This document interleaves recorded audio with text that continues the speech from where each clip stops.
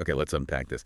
Have you ever felt that that little flicker of frustration watching someone who seems to just ignore the rules or ethical lines, and somehow they seem to prosper? Oh, absolutely. Or maybe it's that quiet kind of gnawing envy when someone else's, let's say, questionable methods seem to bring them quick success. Yeah, exactly. And for someone like you, especially maybe in complex professional settings, that feeling, that perceived injustice, it can feel really strong. It really can. And what's fascinating is that today we're diving into a really ancient text, Psalm 37. Ah, King David. Yes, a wisdom psalm by David.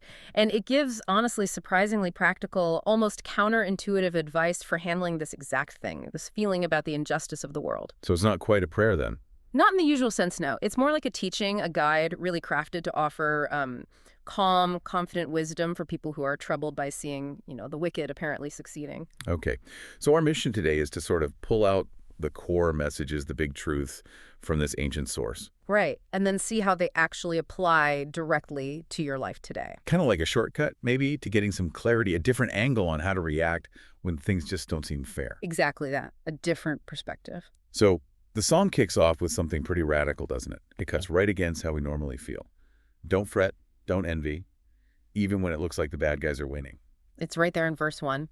Fret not thyself because of evildoers, neither be thou envious against the workers of iniquity. And it says it again later, verse 7. Yeah. Fret not thyself because of him who prospereth in his way. And that just goes completely against our first instinct, right? Completely. And ancient wisdom, a bit like modern psychology actually, knew that envy and anger, they're not just uncomfortable, they're powerful distractions. Distractions, how so? Well, they drain your focus, they steal your peace, they can even tempt you to compromise your own integrity. The wise person, this text is saying, doesn't get bogged down by appearances. And it warns, very specifically, verse 8, cease from anger and forsake wrath.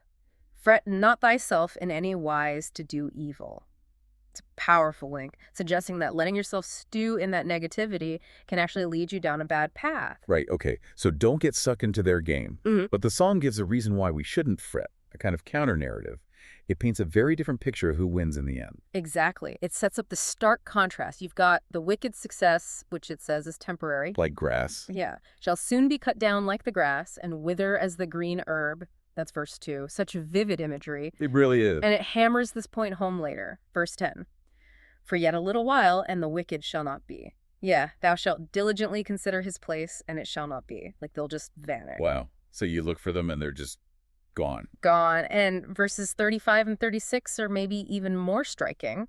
I have seen the wicked in great power and spreading himself like a green bay tree, like this big, impressive, dominant figure. Right. Solid, imposing. Yet he passed away, and lo, he was not. Yeah, I sought him, but he could not be found. It's like their success, however grand it looked, was just ephemeral. It didn't last. Okay, so that's the fate of the evildoer's path. What about the other side? The flip side, for those who, try to do things the right way. Well, that's the contrast.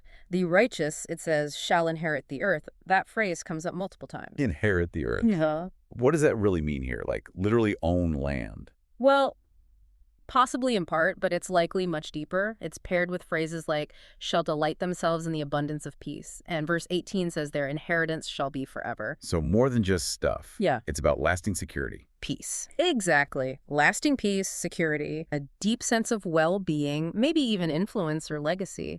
If you connect it to the bigger picture, it's saying that those external markers of success we often chase power, wealth gained improperly, they're often fleeting. True prosperity, the kind that endures, is found when you align yourself with a different set of values.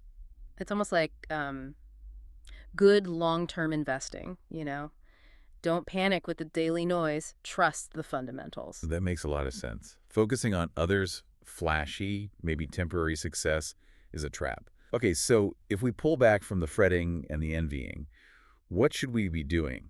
What are the active steps the psalm tells us to take? Right. It doesn't just say, don't do this. It says, do this instead. It lays out a very practical path. Like what? What stands out? Well, first, verse 3, trust in the Lord and do good. Simple but profound. Build your life on trust and integrity, doing the right thing, not just reacting to what others are doing. So it's proactive, not reactive. Precisely. And it adds, so shalt thou dwell in the land, and verily thou shalt be fed.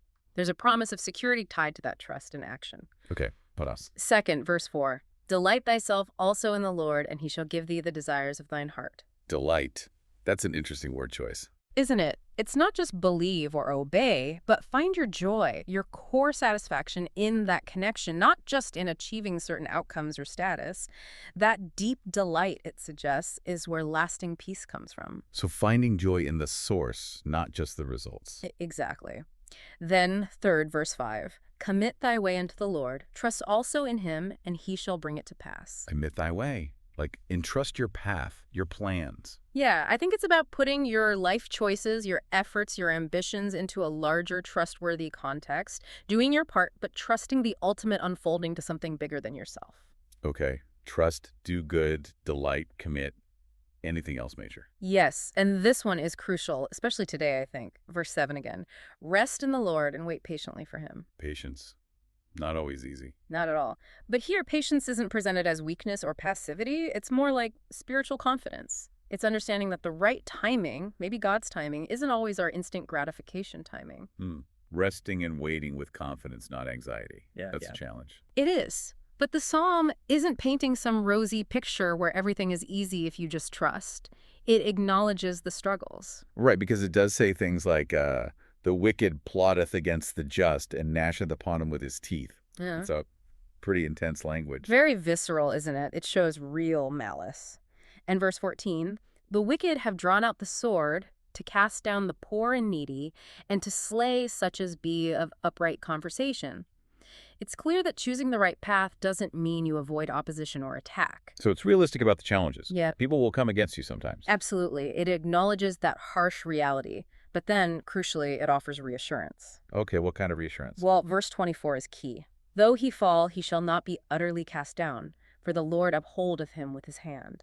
Stumbles happen, setbacks happen, but there's support. You're not abandoned. That's important. You might fall, but you're not cast down completely. Exactly. And there's this powerful idea that the wicked's own themes backfire. Verse 15, their sword shall enter into their own heart, and their bows shall be broken. Ah, like poetic justice. What they intend for others comes back on them. Yes, a kind of inherent consequence to their actions. And the psalm even gives this divine perspective. Verse 13 says, the Lord shall laugh at him, for he seeth that his day is coming. Laugh, like scornfully. Maybe more like seeing the bigger picture with absolute certainty. Knowing their time is limited, their apparent power is temporary. And verse 33 adds, the Lord will not leave him the righteous in his hand of the wicked, nor condemn him when he is judged. There's ultimate vindication. Okay, so even in the middle of the struggle, there's this larger perspective of protection and eventual justice. Precisely. And this whole section, it really makes you ask, in a world obsessed with winning, often winning fast, taking shortcuts, how do you actually measure your own worth, your own success? Yeah. This song is a strong reminder. Don't use other people's apparent, maybe flashy, maybe temporary success as your yardstick. Focus on your own integrity, on doing right, even when it feels unnoticed or, frankly, unrewarded in the moment. That really hits home. It's amazing how these ancient words speak so directly to today. So how do we, translate this? Apply these big ideas to the noise we deal with every day. Social media, maybe workplace politics, just the general pressure. Yeah, the application is quite direct, I think. First, it's a call to practice calm amidst the chaos. Okay, how? Well, verse after verse is saying, don't react impulsively, don't react out of fear or anger. So in modern life, that might mean consciously deciding to turn off some of the noise sometimes. Stepping back a bit. Right. Practicing reflection, thinking before reacting, responding with considered wisdom, not just panic or that knee-jerk outrage we see so much. Makes sense. What else? Second, it strongly encourages us to live with a long-term vision. The inherit the earth idea again. Exactly. Justice, peace, real fulfillment, they often don't happen instantly. We live in an age obsessed with instant gratification, quick wins. Psalm 37 says, be patiently faithful. Trusting the process even when it's slow. Yes. Believing that your consistent efforts, even the quiet, unseen ones, they actually matter in the long run. They build something solid. Okay. Calm, long-term vision. Is there a third main takeaway for today? I think so. It's a powerful call to live generously and uprightly, regardless of what others are doing. Like verse 21, the righteous sheweth mercy and giveth. Exactly. And verse 26, He is ever merciful and lendeth, and his seed is blessed. It connects living with compassion, generosity, and integrity, that upright conversation, verse 14, mentioned, to a blessed future, maybe even impacting generations to come. So it's about your character and actions, especially when it's tempting not to be generous or merciful because others aren't. Precisely. Holding on to those values even, perhaps especially when it feels countercultural, it suggests this way of living builds its own kind of lasting wealth and legacy. Wow. Yeah. We've really gone deep today. We started with that very common feeling, that frustration about unfairness. Yeah, seeing people seem to get ahead the wrong way. And we've ended up with this ancient but incredibly relevant guide for a completely different approach. It feels like David's words here are less like an old document and more like, a potent remedy for anxiety and envy. That's a great way to put it, a remedy. And the final takeaway really is that Psalm 37 offers this blueprint for living wisely, faithfully, when the world feels unjust. Doesn't promise a quick fix, though. No, definitely not instant results, but it reassures you that there's a bigger picture, that God sees, God cares, and acts in his own time. It teaches you that you don't have to win every single argument right now or fight every single battle immediately. What do you do instead? Stay grounded, keep doing what's right, trust that long arc of justice. So, thinking about this for you, listening right now, imagine what might actually change in your daily interactions, maybe at work, or even just inside your own internal sense of peace. What changes if you really leaned into this long arc of justice perspective? If you focus less on how things look right now, the immediate appearances of success or failure, and more on consistent integrity, on patient faithfulness, how might that shift your whole approach? Maybe even how you define success itself. That's definitely something worth thinking about. Something to mull over until our next deep dive.